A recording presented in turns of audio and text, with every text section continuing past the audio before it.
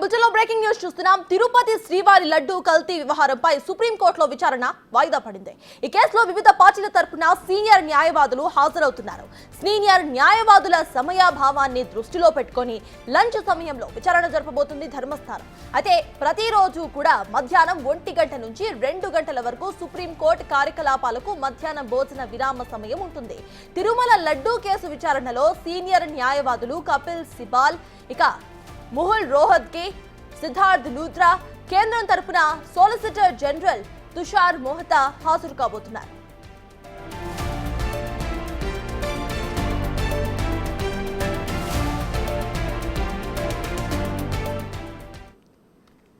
తిరుపతి శ్రీవారి లడ్డు కల్తీ వ్యవహారంపై సుప్రీంకోర్టులో విచారణ వాయిదా పడింది. ఇది అంశంపై పూర్తి డీటెయిల్స్ మా ప్రతినిధి శివ అందిస్తారు. శివ, చెప్పండి, ప్రెజెంట్ ఈ వాయిదాకి సంబంధించిన అప్డేట్స్ ఏంటి? మళ్ళీ ఎప్పుడు విచారణ జరిగే అవకాశం ఉందనుకోవచ్చు?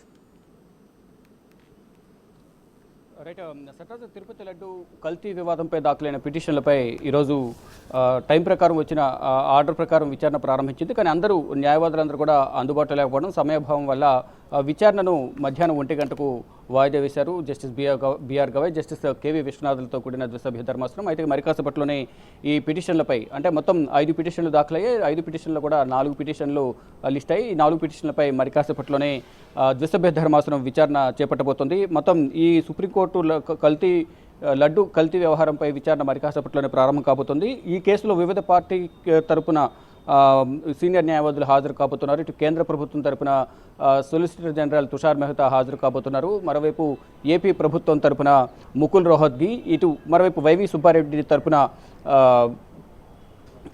కపిల్ సిబల్ హాజరు కాబోతున్నారు. ఇటు ముకుల్ రోహత్గితో పాటు సిద్ధార్థ్ లూథ్రా కూడా ఏపీ ప్రభుత్వం తరపున వాదనలు వినిపించబోతున్నారు. మొత్తంగా చూసుకుంటే ఏదైతే తిరుపతి లడ్డు సంబంధించి కల్తీ వివాదం కొనసాగుతుందో, నెయ్యికి బదులు కల్తీ నెయ్యి వాడారు, జంతువులకు సంబంధించిన క్రొవ్వుల నుంచి తీసిన నూనెను వాడారు అనేది ప్రధానంగా ఏపీ ముఖ్యమంత్రి చంద్రబాబు ఆరోపించిన నేపథ్యంలో దానికి సంబంధించిన శాంపిల్స్ కూడా గుజరాత్లోని ఒక ల్యాబ్ పంపించి అక్కడ ల్యాబ్లో టెస్ట్ చేసిన తర్వాత దీంట్లో నెయ్యిలో కల్తీ జరిగిందనేది గుర్తించారు. దానికి సంబంధించి దేశవ్యాప్తంగా, ప్రధానంగా ప్రపంచవ్యాప్తంగా కూడా ఈ వివాదం అనేది మొత్తం అందరూ కూడా ఆందోళన వ్యక్తం చేశారు. దీనికి సంబంధించి కూడా అందరూ కూడా గత ప్రభుత్వం ఈ కల్తీకి పాల్పడింది అనేది తెలిపిన నేపథ్యంలో, స్వయాన ఏపీ ముఖ్యమంత్రి ఆరోపణలు చేసిన నేపథ్యంలో అందరూ కూడా ఆగ్రహం వ్యక్తం చేసిన పరిస్థితి కనిపిస్తుంది. దీనికి సంబంధించి మొదట letter petition chief justice of India చంద్రచూడ్కు ప్రముఖ హిందీ ఛానల్ ఎడిటర్ సురేష్ చౌహాన్కి ఒక పిటిషన్ దాఖలు చేస్తారు, లెటర్ పిటిషన్. దాని తర్వాత విశ్వ హిందూ పరిషత్, తర్వాత హిందూ సేవా సమితి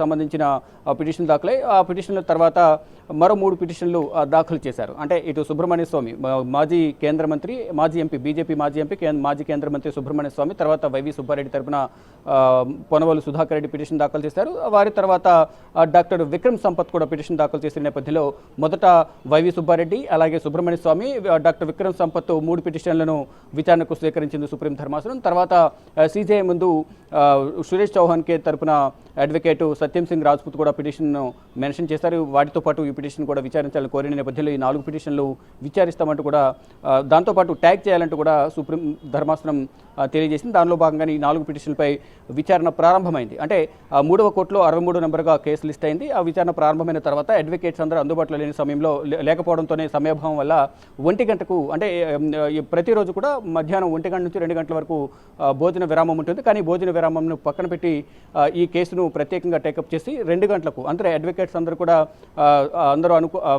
ఈ సమయానికి అందరూ రావాలంటూ కూడా తెలిపిన నేపథ్యంలోనే అందరూ కూడా 1 గంటకు ఈ కేసుకు విచారణకు సంబంధించి అందరికీ వాదనలు వినిపిస్తారు. అందరి వాదనలు వింటామంటూ కూడా జస్టిస్ బిఆర్ గవాయ్, జస్టిస్ కే విశ్వనాథులతో కూడిన ద్విసభ్య ధర్మాసనం తెలియజేసింది. ఇక మరి కాసేపట్లోనే దీనికి సంబంధించి విచారణ ప్రారంభం కాబోతోంది. అంటే దీనికి సంబంధించి ఎవరెవరైతే పిటిషన్లు ఉన్నారో, పిటిషన్ల తరపున న్యాయవాదులు ఎవరైతే ఉన్నారో వారందరి వాదనలు కూడా, అందరి వాదనలు వింటాము. అందరి వాదనలు విన్న తర్వాత నోటీసులు, ఎవరెవరికి నోటీసులు ఇవ్వాలి అనే దానిపై కూడా సుప్రీం ధర్మాసనం నిర్ణయాలు వెల్లడించే అవకాశం కనిపిస్తుంది. మొత్తంగా చూసుకుంటే దేశవ్యాప్తంగా ఈ నిరసనకు సంబంధించి, ఏదైతే తిరుపతి లడ్డూ ప్రసాదం కల్తీకి సంబంధించి ఏదైతే వివాదం కొనసాగుతుందో దానికి సంబంధించి అందరూ కూడా ఆందోళన వ్యక్తం చేస్తున్నారు. హిందువుల మనోభావాలు దెబ్బతీసే విధంగా కూడా ఈ లడ్డూ కల్తీ జరిగింది అనేది ప్రధానంగా హిందువులందరూ కూడా ఆగ్రహం వ్యక్తం చేస్తున్నారు. గత ప్రభుత్వం ఇష్టానుసారం వ్యవహరించింది.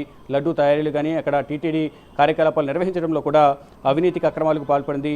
మరీను ఇటు సొంత ఏదైతే ఇటు టీటీడీ ధర్మాసనానికి సంబంధించి లడ్డూ ప్రసాదానికి సంబంధించి ఎంత దారుణంగా వ్యవహరించడం, జంతువులకు సంబంధించిన క్రొవ్వుల నుంచి తీసిన నూనెలు వాడటం అనేది అత్యంత దారుణం, హిందువుల మనోభావాలను దెబ్బతీసే విధంగా కూడా ఉంది అనేది హిందువులందరూ కూడా, హిందూ సంఘాలు కానీ ఈ వేద పండితులు అందరూ కూడా ఆగ్రహం వ్యక్తం చేస్తున్నారు. దానికి సంబంధించి ఇటు సురేష్ కండార్ఖే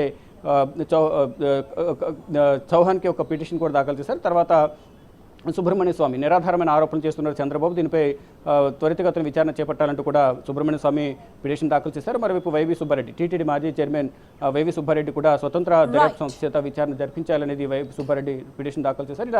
ఇలా దాఖలైన పలు పిటిషన్లపై సుప్రీంకోర్టులో విచారణ జరగబోతోంది. Right, thank you Shiva.